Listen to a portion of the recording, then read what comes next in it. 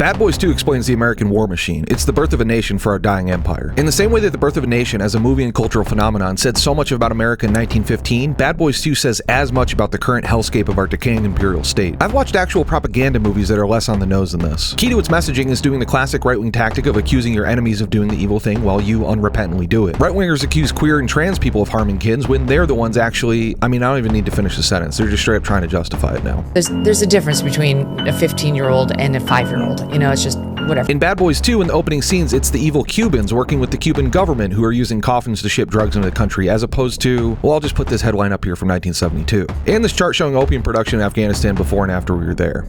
The movie is incredibly crass and vulgar, as is our imperial posture in the world, but arguably the most vulgar is the two depictions of Jesus that they sneak in during the final scenes. In the final scenes, we get to do Bay of Pigs Part 2, Bay of Pigs Harder, as the Bad Boys team up with the Delta Force and CIA to try an illegal international raid in Cuba on the drug dealer that's kidnapped Martin Lawrence's sister. And the imagery is striking. Why the powers that be would want to manufacture consent in this specific way, though, is beyond me.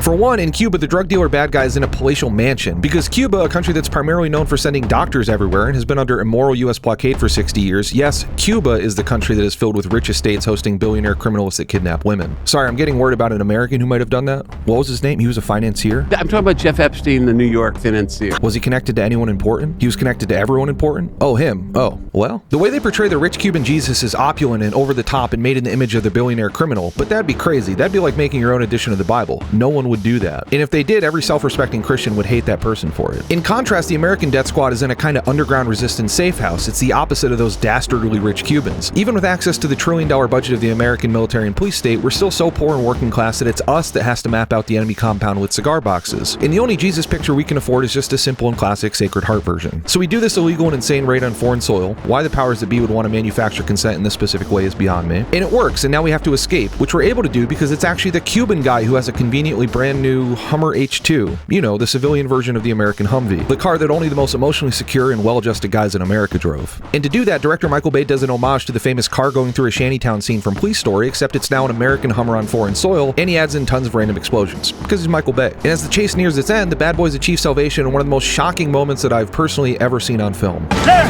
Gitmo! U.S. soil, baby! U.S. soil! There. Gitmo. U.S. soil, baby. U.S. soil. And we get a stirring image of Guantanamo Bay, one of the worst places on the planet for human rights abuses. An illegal U.S. prison with cruel, inhuman, and degrading treatment, where we imprison hundreds of torture victims without due process or fair trial, and which is used as a nice backdrop as the movie ends, and we get to see a nice kiss. And of course, it's where we later started housing refugees and migrants in similarly squalid conditions and started building a tent city to hold them. Why the powers that be would want to manufacture consent in that specific way? Beyond me.